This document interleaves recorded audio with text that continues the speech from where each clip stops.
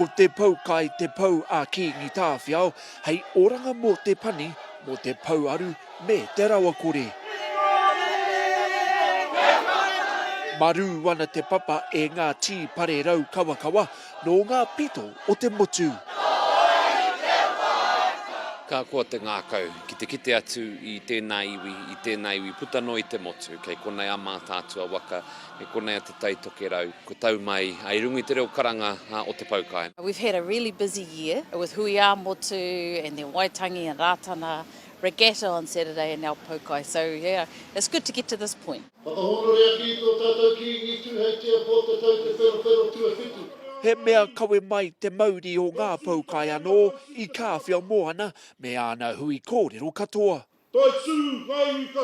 Kua ua kōrero e hāngai pū ana ki te mana motu hake, ki te hui a motu i te hānuere. O tira e i te āhuatanga ki te taiao, me pēwhia rā tātou e noho nei rungi te matua te whenua, tēnei iwi, tēnā kāinga, e whakau nei te mana motu hake ki te taiao. Ka ti i tau hoki rā te rōpū kā Ariki, nā runga i te karanga a te kiingitanga, kia tai mai ki te kōrero ki te kaupapa nui, ara ko te taiao me te āhuarangi. Te pāti kākāriki is a tiriti pāti. What that means is that all of our decisions have to be tiriti-centred.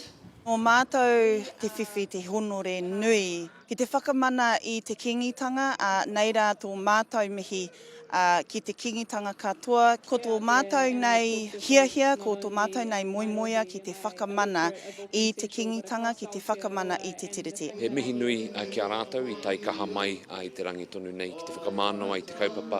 O tira ki te āta kōrero tuatahi ki te kingi, he hui motu hake tō rātou ki te kingi, tuarua ka tū tētahi kōrero ki runga ki te marae ātea, te āta whakarite i ngā huatanga o te taiao. Our whānau use the river all the time. You know, we're the heaviest users of the river from a marae perspective, and so the well-being of that river and everything that feeds into it is really, really important from our perspective. It's good to hear their views on that, and I expect as well that climate change will have a big impact on the river too. He mea whakanui hoki a Kimiora, te tari o te ora i manaaki i te ao katoa ia te tau. I ngā tau 50 kua pahure, nā kuini iri hāpiti te tuarua i whakapuare i te tau ko tahi mano iwarau, 70 mawhā. Building Kimiora on its own was a big job. To build Kimiora, we shifted Kimi.